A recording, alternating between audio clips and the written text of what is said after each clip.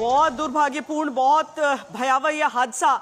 आपको हम बताएं कि जब भी एक विमान जैसे टेक ऑफ की स्थिति में होता है उस समय सबसे ज्वलनशील उसकी स्थिति होती है, और वो इसीलिए होता है क्योंकि उसमें ईंधन बहुत बड़ी मात्रा में भरा हुआ होता है। उसे एक लंबी दूरी तय करनी होती है। जैसे हम यहाँ अहमदाबाद से गैटविक लंदन की दूरी की बात करें तो वो बहुत ज्वलनशील होता है। और ऐसे में अगर टेक ऑफ के साथ ही मेडे का कॉल आया है, यानी कि एक डिस्ट्रेस कॉल, जब आप ये भी समझिए कि जब टेक ऑफ से पहले सारी चीजों को देखा जाता है, निरीक्षण किया जाता है, तय किया जाता है। यहाँ पर हम आपको ये भी बता दें कि कई तस्वीरें आपको मुमकिन है विचलित कर सकें, क्योंकि ये सीधी तस्वीरें हम आपको दिखा रहे हैं जो आ रही हैं।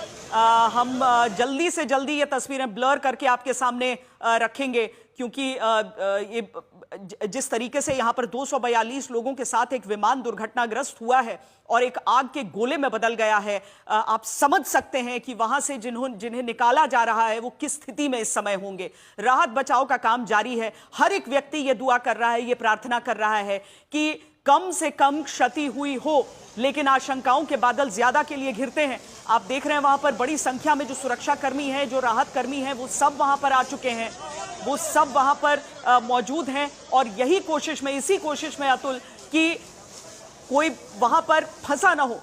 अगर घायल हैं तो जल्द से जल्द उन्हें निकाल लें, और जल्दी से जल्दी इन सब लोगों का की वहां पर तैनाती हो गई है। 1:39 पर बताया जा रहा है अतुल कि ये टेक ऑफ था।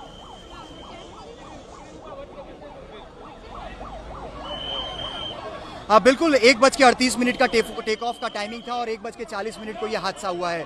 सिर्फ 2 मिनट प्लेन को टेक ऑफ हुआ था और 2 मिनट में ही ये प्लेन जो है वो क्रैश हो जाता है। आप तस्वीरों में फिलहाल देख रहे हैं बीएसएफ के जो जवान हैं वो फिलहाल कुछ जो घायल हैं उन्हें स्ट्रेचर में लेकर बाहर की तरफ आते हुए तस्वीरों में भी दिखाई दे रहे हैं। काफ़ी डरावने और बेहद कह सकते हैं कि डरावनी तस्वीरें जो हैं वो सामने आ रही है। लगातार पुलिस प्रशासन यहाँ से लोगों को दूर हटाने की कोशिश कर रहा है, क्योंकि 242 जितने जो पैसेंजर्स हैं वो सवार थे इस प्लेन के अंदर। लंदन के मुसाफिर इस प्लेन के अंदर सवार थे। एयर इंडिया की ये फ्लाइट थी और अहमदाबाद एयरपोर्ट के बिल्कुल पीछे की तरफ, यानी कि मेघानी नगर का ये इलाका है, और जो इमारत के पास जहां पे ये प्लेन क्रैश हुआ है उस इमारत को भी मैं दिखाने की कोशिश करूंगा।